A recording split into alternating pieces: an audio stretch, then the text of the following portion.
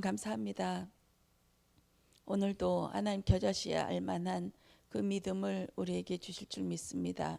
운익된 믿음, 운익된 혈통을 통하여 하나님의 뜻과 계획이 이루어지길 원합니다. 우리에게도 하나님 운익된 그 혈통의 계보가 족보가 이루어지는 줄 믿습니다. 오늘도 성삼위 하나님께서 함께하여 주셔서 우리에게 없는 믿음을 하나님 들음으로 주시고 들음으로 하나님 우리 몸과 그리스도가 하나가 될 수 있도록 주여 은혜 주시옵소서. 감사드리며 나사렛 예수 그리스도 이름으로 기도드렸습니다. 아멘. 우리 말씀은 누가복음입니다. 누가복음 3장 31절 말씀 우리 한 절만 합독하시겠습니다. 그 위는 멜레하여 그 위는 멘나요 그 위는 mattat다요 그 위는 나단이며 그 위는 다윗이요. 아멘. 족보에 대해서 읽다가 궁금해가지고 계속 파헤치다 보니까 저에게 참 다른 하나님의 은혜가 주어져서 이 말씀을 같이 나눴으면 합니다. 마태복음에 대해서는 마태 자신이 은혜를 받아서 나에게 이리로 따라오너라 나와라 하는 말씀에 그냥 벌떡 일어나서 가는 이 마태의 복음은 은혜의 복음이었습니다. 거기에서는 우리아의 아내 밧세바에 대해서 나오고 그 다음에 솔로몬에서 나오고 이렇게 혈통이 왕의 혈통으로 이어졌습니다. 그러나 여기에서 누가복음에는 나단에 대해서 나와요. 나단의 혈통을 이어지면서 마리아의 계통으로 이렇게 이어지는 그 부분이 참 은혜가 되었습니다.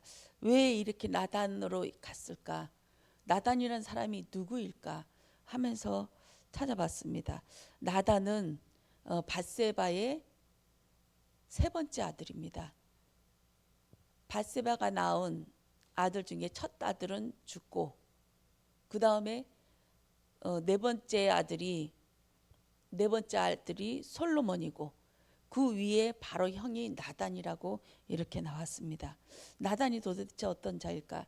나단하면 선지자 나단하고 또 이렇게 예수님의 족보에 오른 다윗과 밧세바에서 낳은 그 세 번째 아들이기도 하지만 이 나단이라는 뜻이 하나님이 주셨다라는 뜻입니다. 하나님이 주셨고 하나님이 이루시고 이 말씀이거든요. 밧세바는 그 맹세가 이루어졌다. 일곱째 그 언약의 딸, 일곱의 딸 이렇게 밧세바의 이름이 그렇게 나와 있습니다. 이 나단은 선지자 나단은 다윗하고 밧세바가 부적절한 관계를 가지고 또 밧세바의 남편을 죽였을 때 나단 선지자가 와서 그것을 드러내게 하였습니다. 그리고 마지막에 다윗이 거의 죽을 위기에 있어서 이제 압살롬의 반역이 끝나고 나서 아도니아가 왕으로 등극하려고 모든 계략을 꾸밀 때에 그때 나단 선지자가 밧세바에게 와서 이 계략을 역모를 실패하게끔 도운 자가 또한 나단 선지자였습니다. 가장 뼈아픈 걸로 이 다윗의 아픔을 드러내게 하였고 또 마지막에 이 밧세바와 솔로몬을 살리는 데에 큰 일을 한 선지자가 나단이었거든요. 이 나단이란 자가 어떤 자일까 궁금했습니다. 왜 그러면 다윗의 혈통이 아니라 이 다윗의 혈통이긴 하지만 그 이름 없는 우리가 기억하지 못하고 화려하지도 않고 뒷골목에서 조용히 있는 이 나단의 계보를 통해서 이 마리아를 통해서 예수 그리스도가 나섰을까? 이것이 궁금해지기도 하였습니다. 이 나단은 나단을 통해서 주셨는데 왜 이렇게 왔을까? 이사야서 11장 1절에 보면 이새의 줄기에서 한 싹이 나며 그 뿌리에서 한 가지가 나서 결실할 것이요. 이것은 이새의 뿌리하면 우리 다윗의 그리고 솔로몬으로 항상 생각하기 마련인데 공부하다 보니까 이게 이새의 줄기 조용하게 화려한 것이 아니고 죽은 것만 같았던 이 다윗의 가문 왜냐하면 솔로몬으로 인해서 우상 숭배가 급격하게 왔고, 또 솔로몬의 자녀 그 후손 계속 우상 숭배하면서 걷잡을 수 없이 갔습니다. 그리고 므낫세 왕에 의해서 완전히 이것이 멸망의 길로 트는 그 문을 열어줬거든요. 이 이새의 줄기, 조용히 아주 드러나지 않는 이새의 줄기가 다윗에서서 나단에게로 갔구나, 밧세바의 그 세 번째 아들로 갔구나, 이렇게 보아졌습니다. 예레미야서 23장 5절에서 6절에 보면 다윗에게 한 의로운 가지를 일으킬 것이니라. 솔로몬이 아니라는 거예요. 다윗에게서. 이거는 겉으로 드러나지 않은 옷닉된 그 숨어있는 그 가지를 일으킬 거라고 말씀하고 계십니다. 왜 그러냐? 예레미야서 22장 30절에 보면 여고냐는 자손이 있어도 다윗의 왕 위에 앉을 자가 없으리라. 그 예레미야 선지자가 이제 마지막 여호야김 또 그 요시야 왕 바로 뒤에 한 20년 동안에 급격하게 막 일이 일어나거든요. 일어나서 마지막에 시드기야 왕에서 20년 후에 그 멸망을 당하는데, 이때에 요시야의 아들들에게 너는 이렇게 해서 죽을 것이고 너는 안 될 것이고 너는 이렇게 가서 애굽에 가서 돌아오지 못할 것이다 하면서 예언을 합니다. 이때 이 얘기를 해요. 여고냐는 자손이 있어도 다윗의 왕위에 오를 자가 없으리라. 그리고 하나님께서는 이 솔로몬의 가문을 저주하셨습니다. 저주하셨고 또 뒤에는 다윗의 계통이지만 하나님께서 언약으로 지어주신 다윗의 그 이름으로 다윗의 혈통으로 했지만 그 왕위에 오르지 않지만 뒤에서 하나님의 언약이 조용히 흘러가고 있었습니다. 예수 그리스도의 혈통으로 그 위에 계보가, 이게 오늘 누가복음의 3장에 읽었던 나단의 그 계통으로 이어지는 그 혈통이라고 저는 보아졌습니다. 밧세바는 다윗의 8번째 부인이더라고요. 이 밧세바가 낳은 5명의 아들이 있습니다. 첫 번째 아들은 죽었고 두 번째 아들은 첫 번째 죽고 난 다음에 그 다음에 시므아, 소밥, 나단, 솔로몬. 그러니까 살아있는 아들로 치하면 솔로몬이 4번째고 나단이 3번째였습니다. 왜 하나님께서 이 밧세바에게 집중하셨을까? 저는 이것이 참 가슴이 쿵했거든요. 그렇게 해서 묵상해 봤습니다. 왜 밧세바일까? 왜 밧세바한테 모든 것을 집중시키셨을까? 이것은 남편의 죽음, 또 아들의 죽음, 이것으로 인해서 밧세바가 그 십자가의 과정을 겪었구나. 완전히 없어지고 완전히 나락으로 떨어지고 다시 그에게서 난 솔로몬, 나단을 통해서 왕의 혈통, 또 육적인 예수 그리스도의 언약적 혈통이 이 두 가지로 이어가게 하셨구나. 그러면서 또 우리아에 대해서 묵상해 봤습니다. 우리아는 억울한 죽음을 가졌죠. 우리아는 여호와는 나의 빛이라는 그 이름을 가졌습니다. 그리고 햇사람이라고 강조합니다. 우리아 얘기할 때마다 꼭 햇사람 이렇게 강조하는데요. 햇사람이 어떤 사람입니까? 아브라함이 사라의 무덤을 찾을 때 햇사람한테 가서 그곳에 그 굴을 사는 장면이 있습니다. 이것이 햇사람에게 산 그 아브라함의 첫 땅의 소산지였습니다. 땅의 소유물이었습니다. 이것이 무덤이라고 하고 또 교회라고도 우리는 생각하고 있지요. 저는 여기에서 그 무덤이 우리야 햇사람의 그 땅이, 그 무덤이 모퉁이 돌이구나. 이것을 기반으로 해서 애굽에서 그 매장지까지 가고 그 야곱의 시체 뼈를 들고 그 미라를 들고 그 햇사람 그 매장지 그 무덤에 가고 또 요셉의 그 해골을 들고 이스라엘 전체 가나안에 출애굽했을 때 그 뼈를 가지고 또 이 무덤에 갔습니다. 햇사람 이 우리아를 중심으로 거기에서 하나님의 그 기둥이 세워졌구나. 기둥을 딱 찍고 나서 그 모든 것들이 애굽에 갔다가 다시 돌아오고 그런 일들이 있어졌구나. 우리아가 어떤 죽음을 했을까? 우리아는 참 억울한 죽음을 했죠.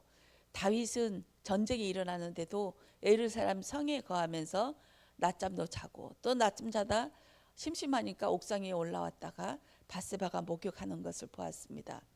우리아는 억울한 죽음을 당했습니다. 자기는 절대로 집에 들어가서 자지 않겠다 하면서 계속 다윗이 꼬시고 술을 먹여도 집에 안 들어갔어요. 여호와의 언약궤가 저 전쟁터에 있는데 내가 어찌 들어가겠냐 하면서 거부하고, 나의 상사가 저 전쟁터에서 고생하고 있는데, 나의 부하들이 전쟁터에 있는데 내가 어떻게 내 발을 씻고 집에 들어가겠냐 하면서 끝까지 성전 밖에서 거의 길거리에서 잘 정도로 그렇게 충신이었습니다. 이때 다윗이 쓴 계략이 편지를 써서 요압, 이 우리아의 상사에게 편지를 쓰는데 이 서신이 참 어마어마한 거였습니다. 이 우리아를 적장 가장 위험한 곳에 가서 싸우는 척하다가 뒤로 확 물러치고 이 우리아만 남게 해서 죽게 해라. 이것이 그 서신의 내용이었습니다. 요압은 눈치챘죠. 눈치 빠른 사람이니까. 그렇게 해서 죽임을 당했습니다. 자기가 들고 가는 이 서신이 자기의 죽음을 예비한, 죽음을 명령한 그 서신을 들고 그냥 한 오해도 없이, 조금 눈치도 없이 그냥 이것을 들고 과감하게 적진으로 들어가서 죽고 말았습니다. 예수님의 십자가도 같지 않을까요? 이거는 개인적인 사심에 의해서, 다윗에 의해서 죽었지만 예수님도 정치적인 모략 또 종교적인 모략에 의해서 십자가로 매달렸고 그 음모에 의해서 반역자로 몰려서 예수님께서 십자가에 처형을 당하셨습니다. 우리아의 죽음이 예수 그리스도의 십자가를 예표하는 그 죽음이었습니다. 억울한 죽음. 그 억울한 죽음 뒤에는 하나님의 계략이 있었습니다. 하나님의 어마어마한 숨은 서신이 있었습니다. 이 일은 창세전부터 하나님께서 이 일을 이루시려고 모든 것을 준비하시고 구약 성경에 한 명 한 명을 이 십자가 사건으로 예표하면서 1대1의 관계이더라고요. 우리아에게도 1대1의 관계, 십자가의 사건이었고, 밧세바에게도 십자가의 사건이었고, 또 다윗 왕에게도 십자가의 사건이었고, 또 우리에게도 각각 하나님께서 십자가의 사건을 이루어 가시는 줄 믿습니다. 왜냐하면 하나님의 언약이기 때문에 이 하나님의 언약은 하나님 당신이 성취시키실 것이기 때문입니다.